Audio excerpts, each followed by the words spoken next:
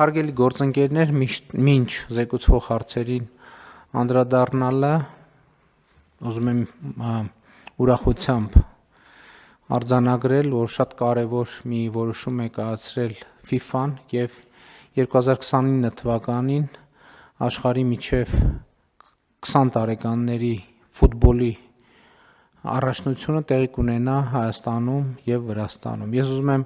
թե Վրաստանին, թե մեզ շնորհավորել այս հաջողության առիթով, ուզում եմ նաև շնորհակալություն հայտնել Վրաստանի մեր գործընկերներին եւ անձամբ վարչապետ Կոբախիձեին այս հարցում արդյունավետ եւ սերտ գործակցության համար։ Կարծում եմ ակնհայտ է, որ սա մեծ իրադարձություն է մեր երկրի կյանքում եւ ֆուտբոլային եւ բոլոր առումներով եւ հիմա արդեն անցանք գործի։ Ինչպես պայմանավորվել ենք, մենք կարծում եմ պետք է նախ աշխատանքային խումբ կազմ կոմիտե ձևավորենք այս տրամաբանության մեջ փոխվարչապետ Տիգրան Խաչատրյանի գլխավորությամբ եւ նաեւ իհարկե երկու երկրների, ես չգիտեմ, պետքա քննարկել վրաց գործընկերների հետ համատեղ կազմ կոմիտեի անհրաժեշտ եւ FIFA-ի մեր գործընկերների հետ պետք քննարկել համատեղ կազմ կոմիտեի անհրաժեշտություն կա թե ոչ, բայց այնուամենայնիվ որ որոշակի կոորդինացիա պետք է աշխատանքների, այդ ակնհայտ է։ Իհարկե նաև ուզում եմ շնորհակալություն հայտնել երկու երկրների ֆեդերացիաներին, որոնք այս ընթացքում շատ սերտ աշխատել են եւ ջանքեր են գործադրել, որպեսզի այս իրադարձությունը տեղի ունենա։ Ես հիշում եմ, երբ որ տարիներ առաջ ֆեդերացիաները մոտեցան մեզ, ինձ եւ Վրաստանի վարչապետին եւ այդ գաղափարը առաջ քաշեցին, բնականաբար դա մեզ շատ ուրախացրեց, բայց մյուս կողմից դժվարանում էին գնահատել, թե ինչքանով է դա իրատեսական, հիմա փաստը մնում է փաստ։ Տիկին Անդրեասյան, մենք գիտենք Հայաստանում քանի խաղ է տեղի ունենալու եւ որքան Իջևանում, որքան Վանաձորում եւ որքան Երևանում։ Շնորհակալություն, պարոն վարչապետ, այո, նախ թույլ տվեք ասել, որ սա իսկապես շատ մեծ իրադարձություն է, որովհետև ըստ էության մեծահասակների աշխարհի առաջնությունից հետո երկրորդ իր նշանակությամբ երկրորդ կարևորագույն միջոցառումն է, ոչ ֆորմալ աշխարհի երիտասարդական առաջնություն է նաև անվանվում եւ ակնկալվում է, որ այդ օրերին մենք կունենանք ավելի քան 100,000 երկրպագու, որոնք կայցելեն թիմերին խաղերը դիտելու։ Իհարկե այս պահին դեռևս ծրագիրը նախնական է եւ հնարավոր է որոշ փոփոխությունների ենթարկվի, բայց մենք պլանավորում ենք, որ Երևանում կունենանք մինչեւ 20 խաղ եւ Վանաձորում եւ Իջևանում մինչեւ 10 խաղ եւ ըստ էության Կներեք, այսինքն 40 խաղ Հայաստանում է տեղի ունենալու։ 30, պարոն վարչապետ։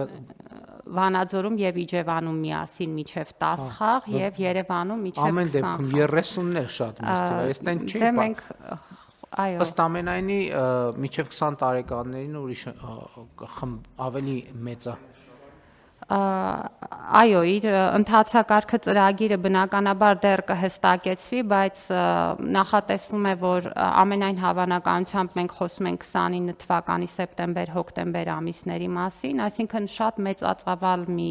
իրադարձություն է տեղի ունենալու, որին պետք է պատշաճ պատրաստվել եւ պարոն վարչապետ, ուզում եմ հիշեցնել, որ նախորդող տարում կառավարությունը արդեն մի շարք որոշումներ կայացրել է ստադիոնների մասով, մենք մասնավորապես հիմա գտնվում ենք Վանաձորի ստադիոնի վերակառուցման փուլում, որը պետք է լինի UEFA-ի 4-րդ կատեգորիայի ստադիոն, ընդունելով նվազագույնը 10,000, հիմա մինչև 12,000 հանդիսատես ընդունելու հնարավորություն ենք ունենալու վերակառուցման արդյունքում եւ մենք նախորդ տարի նաեւ որոշում ենք կայացրել Իջևանում նոր ստադիոնի կառուցման մասով, որը նույնպես կլինի UEFA-ի 4-րդ դասի ստադիոն եւ արդեն իսկ հողի հետ կապված աշխատանքները մարզպետարանի հետ միասին ավարտել ենք եւ ունենք նաեւ ստադիոնի կառուցման առաջարկը, որը առաջիկայում կբերեն կառավարության քննարկմանը,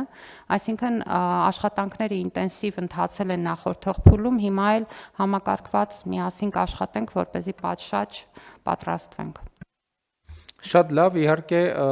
Վանաձորի եւ Երևանի դեպքում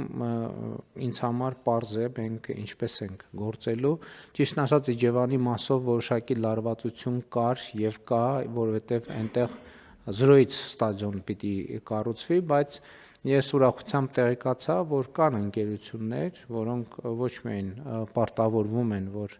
կարճ ժամանակում որոշակի նախագծով կկառուցեն ստադիոն, այլև իրենք արդեն այդպիսի փորձ ունեն, այսինքն այնպես չի, որ իրենք ասում են, այլ մենք գիտենք կոնկրետ տեղերում, որ իրենք կոնկրետ ժամկետներում իրականացրել են, եւ սա շատ լավ նորություն է, պարոն Խաչատրյան, մենք պետքա այս պահից սկսած որոշումներ կայացրենք, որովհետեւ այսինքն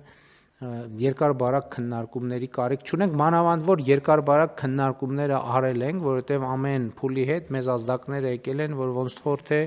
դրական հունով են ընթանում process-ները եւ այլն, եւ այդ տրամաբանությամբ մենք կշարունակենք առաջ շարժվել, բայց հիմա այստեղ ի՞նչն է կարևոր։ Կառավարությունը, այո, պետք է պատրաստվի, պատրաստվում է եւ կպատրաստվի, բայց այդտեղ մենակ կառավարության խնդիրը չի։ Մասնավոր հատվածը 100,000 զբոսաշրջիկ, հարգելի գործընկերներ, մենք վստահ չեմ, թե մենք երբևէ նույն ժամանակը 2 ամսում այդքան մեծ թիվ ենք ընդունել ենք եւ պետքա հյուրանոցային ոլորտի այն ներդրումները, որոնք ընթացքի մեջ են մտածում են պետքա իրանց քաջալերել, երկրորդը սննդի, հանրային սննդի ոլորտում կան էլի պետքա հասկանալ, որովհետև այդքան մարդիկ մտնեն, ասենք ենթադրենք Իջևան կարողա սնունդը վերջանան տեղի մի օրում, որովհետև այդքան առևտուր, այդքան բան, այդքան երկրպագու եւ այլն, այսինքն պետքա տեղեր լինեն եւ սա նաեւ մեր քաղաքների, այդ թվում Վանաձորի ստադիոնի շրջակայքում աշխատանքներ ունենք անելու, որովհետև այնտեղ մոտեցող ճանապարհները բավականին նեղ են, շենքերի արանքով են եւ այլն, այսինքն բազմաթիվ հարցեր կան։ Ինձ թվում է, որ